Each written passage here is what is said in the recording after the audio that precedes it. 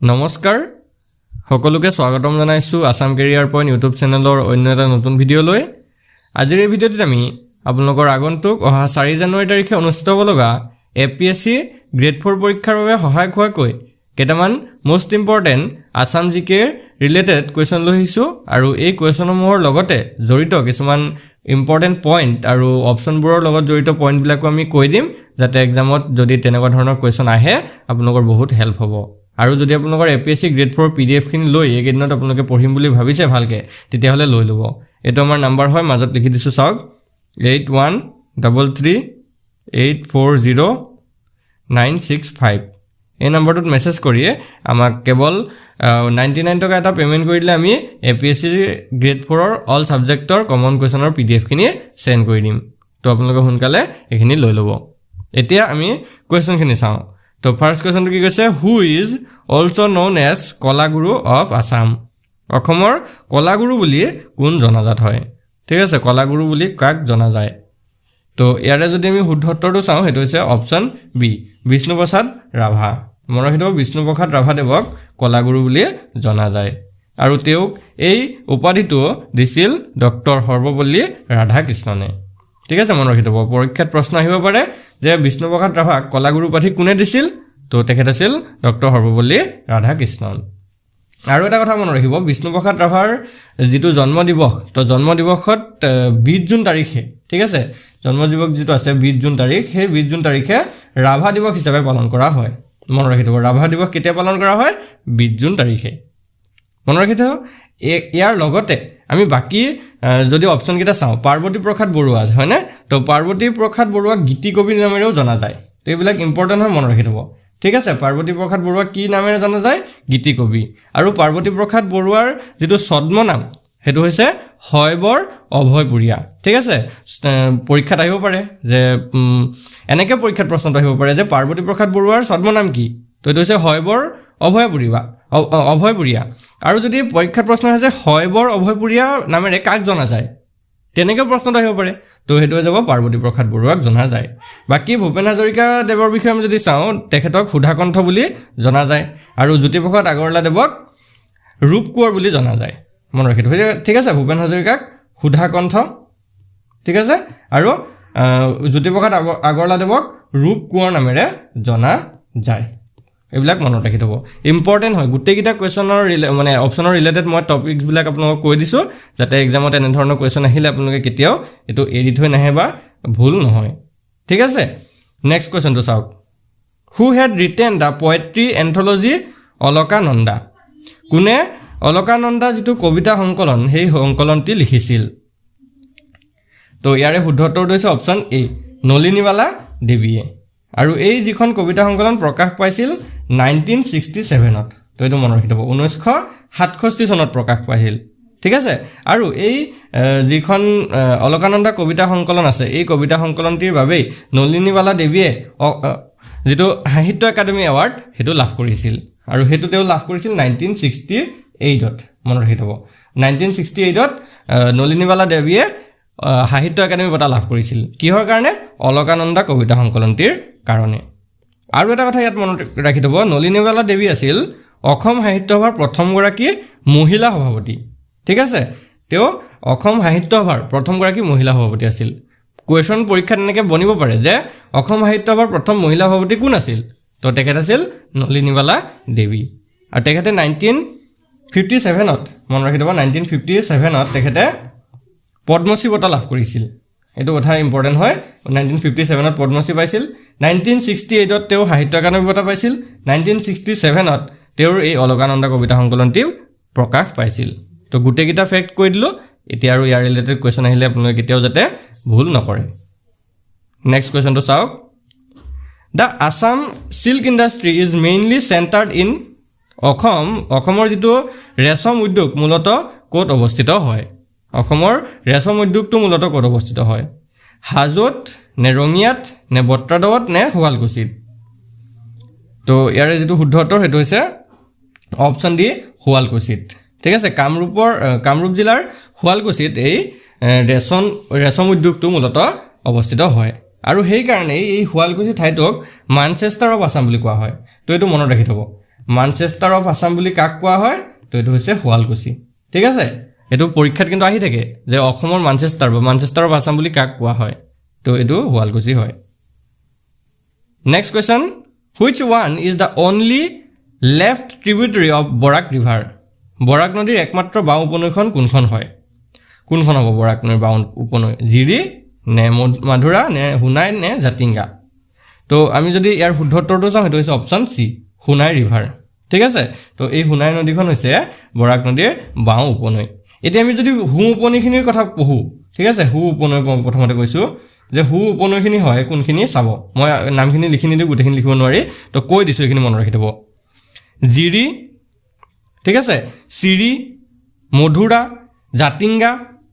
হৰংগ কালাই আৰু গুমৰা এইকেইখন হৈছে বৰাক নৈৰ হু উপনৈ তাৰপিছত যদি বাওঁ উপনৈখিনি কথা পঢ়োঁ আমি ঠিক আছে বাওঁখিনিৰ কথা যদি পঢ়োঁ হু উপনৈৰ ভিতৰত জিৰি থাকিলে মাধুৰা থাকিলে জাতিংগা আছে চিৰি আছে হৰং আছে কালাই আছে গুমৰা এইবিলাক হ'ল আৰু বাওঁ উপনৈৰ কথা যদি আমি পঢ়োঁ এখনটো পালোঁ হুনাই হয় নহয় বাওঁ উপনৈ এখন হুনাই হ'ল আৰু এখন আছে ধলেশ্বৰী এখন আছে ৰুকনি এখন লংগাই আৰু এখন চিংলা এইকেইখন হৈছে বৰাক নদীৰ বাওঁ উপনৈ ইয়াৰ লগতে আৰু এটা কথা আপোনালোকে মনত ৰাখি থ'ব যদি কুৱেশ্যনটো এনেকৈ আহে যে বৰাক নদীৰ আটাইতকৈ ডাঙৰ উপনৈখন কোনখন হয় what is the biggest tributary of Barak river তেতিয়া সেইখন হৈছে ধলেশ্বৰী মনত ৰাখি থ'ব ঠিক আছে ধলেশ্বৰীখন হৈছে বৰাক নদীৰ আটাইতকৈ ডাঙৰ উপনৈ তো এইবিলাক ইম্পৰ্টেণ্ট ফেক্ট হয় মনত ৰাখি যাব next question Brahmaputra is the ডেছ longest river in the world Brahmaputra হৈছে পৃথিৱীৰ ডেছতম দীঘল নদী তো ব্ৰহ্মপুত্ৰখন কিমানতম দীঘল নদী হয় পঞ্চম নে নৱম নে 13 নে 15 তো আমি যদি চাওঁ এইটো অপশ্যন ডিটো কাৰেক্ট আনচাৰ হ'ব 15তম ঠিক আছে ব্ৰহ্মপুত্ৰ হৈছে 15তম দীঘল নদী পৃথিৱীৰ ভিতৰত পৃথিৱীৰ ভিতৰত যদি চাওঁ 15তম ইয়াৰ লগতে ব্ৰহ্মপুত্ৰৰ বিষয়ে আৰু অলপ আপোনালোকে ফেক্টবিলাক মনত ৰাখি থ'ব ব্ৰহ্মপুত্ৰ নদীখন উৎপত্তি হৈছে বা অৰিজিন হৈছে তিব্বতৰ চেমায়ুংডুং গ্লেচিয়াৰৰ পৰা তো এইটো পৰীক্ষাত আহি যায় যে ব্ৰহ্মপুত্ৰ নদীৰ উৎপত্তি ক'ত হৈছিল তো এইটো হৈছিল তিব্বতৰ চেমায়ুংডুং নামৰ এটা গ্লেচিয়াৰৰ পৰা ঠিক আছে আৰু এই বৰাক নৈৰ তিনিখন দেশৰ মাজেৰে পাৰ হৈ যায় হয়নে মনত ৰাখিব বৰাক নৈখন টোটেল তিনিখন কাণ্ট্ৰিৰ মাজেৰে পাৰ হয় এখন হৈছে চাইনা এখন হৈছে আমাৰ ভাৰত আৰু এখন হৈছে বাংলাদেশ টোটেল তিনিখন দেশৰ মাজেৰে বৰাক নৈখন পাৰ হয় তো কোনখন দেশত কি নামেৰে জনা যায় সেইটো মনত ৰাখি থ'ব চীন অৰ্থাৎ তিব্বতত বৰাক নৈক ইয়াৰলুং চাংপু বুলি জনা যায় মনত ৰাখি থ'ব ইয়াৰলুং চাংপু ক'ত চাইনাৰ বা তিব্বতত ভাৰতত ইয়াক দিহাং বা ব্ৰহ্মপুত্ৰ নামেৰে জনা যায় আৰু বাংলাদেশক ব্ৰহ্মপুত্ৰ নদীখনক যমুনা নামেৰে জনা যায় ঠিক আছে বুজি পাইছে চীনত ইয়াৰলুং চাংপু ভাৰতত দিহাং বা ব্ৰহ্মপুত্ৰ আৰু বাংলাদেশত যমুনা ক্লিয়াৰ হৈছে এতিয়া আগবাঢ়িব পাৰোঁ নেক্সট কুৱেশ্যনটোলৈ নেক্সটটো চাওক তেতিয়া who is the first Assamese recipient of Sahitya Akademi award Sahitya Akademi বঁটা লাভ কৰা প্ৰথম অসমীয়া কোন হয়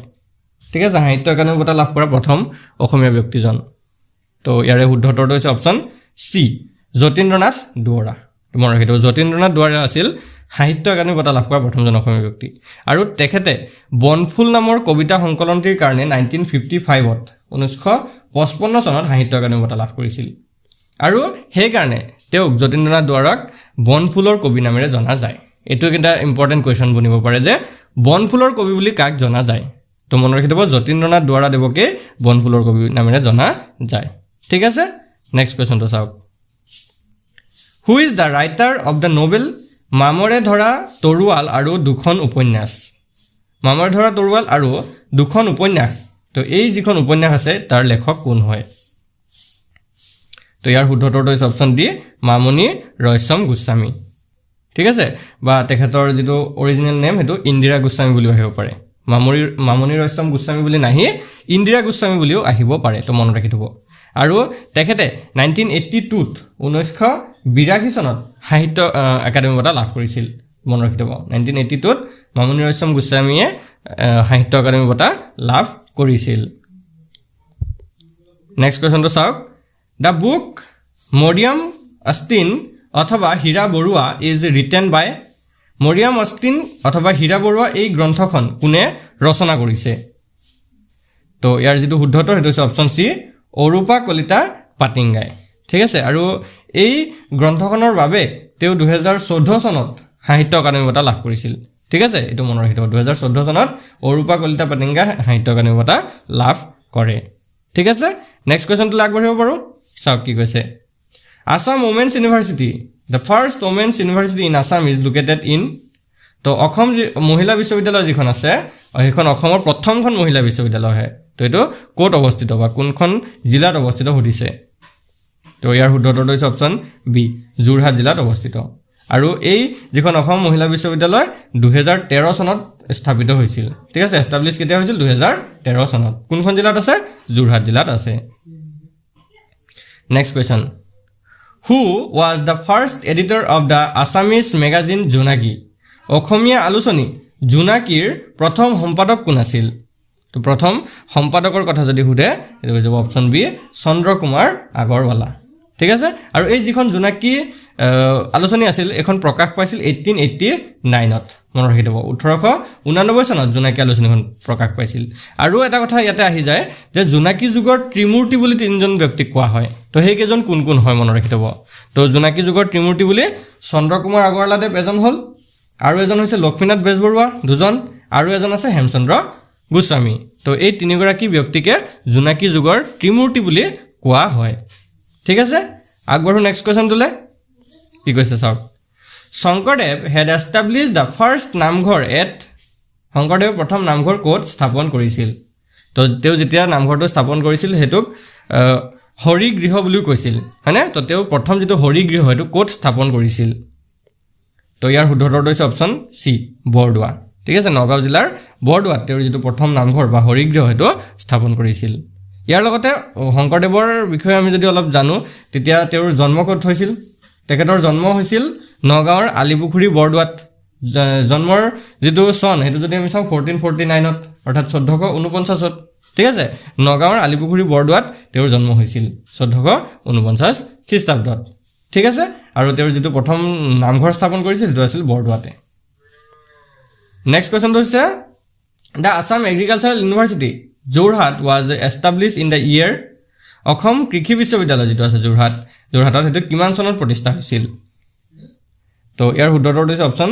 সি 1969 ত হেতু প্ৰতিষ্ঠা হৈছিল আৰু যেটো তাৰিখ আছিল এটো আছিল 1 এপ্ৰিল ঠিক আছে 1969 ৰ 1 এপ্ৰিল তাৰিখে এটো প্ৰতিষ্ঠা হৈছিল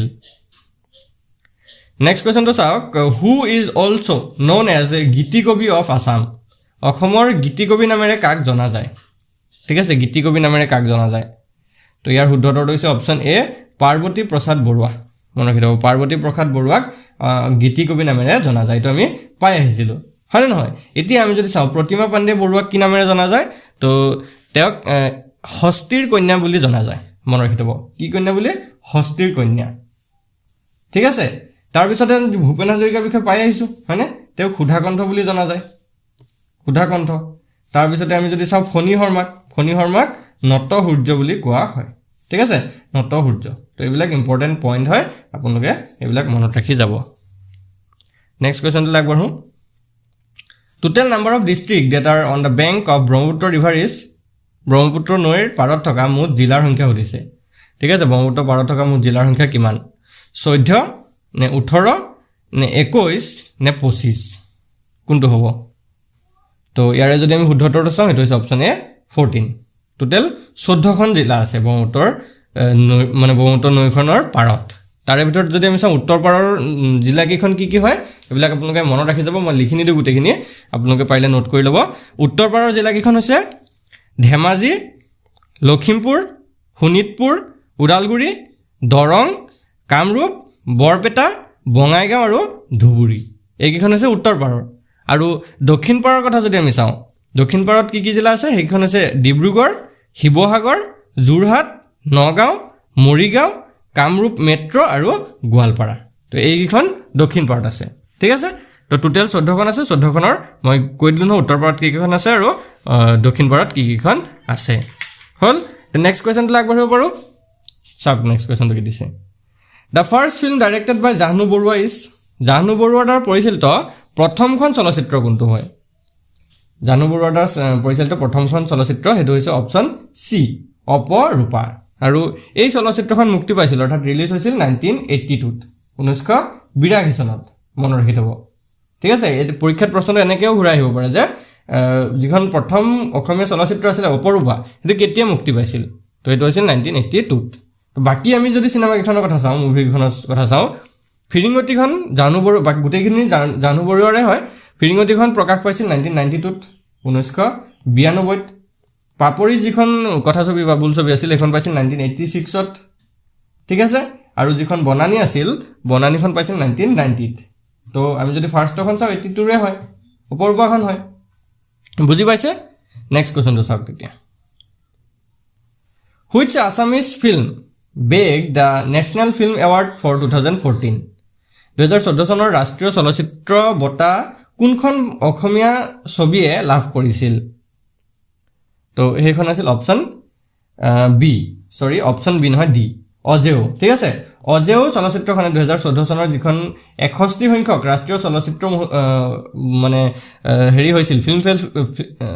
নেশ্যনেল ফিল্ম এৱাৰ্ড হৈছিল ফেষ্টিভেলটো তেতিয়া তাত অজেও চলচ্চিত্ৰখনে যেটো ৰাষ্ট্ৰীয় চলচ্চিত্ৰ বঁটা হেতু লাভ কৰিছিল ঠিক আছে বাকি যদি আমি কথা ছবি হেইখিনি বিষয়ে চাওঁ সিনেমাখনৰ বিষয়ে চাওঁ যিখন বসুন্ধৰা আছিল বসুন্ধৰাখনৰ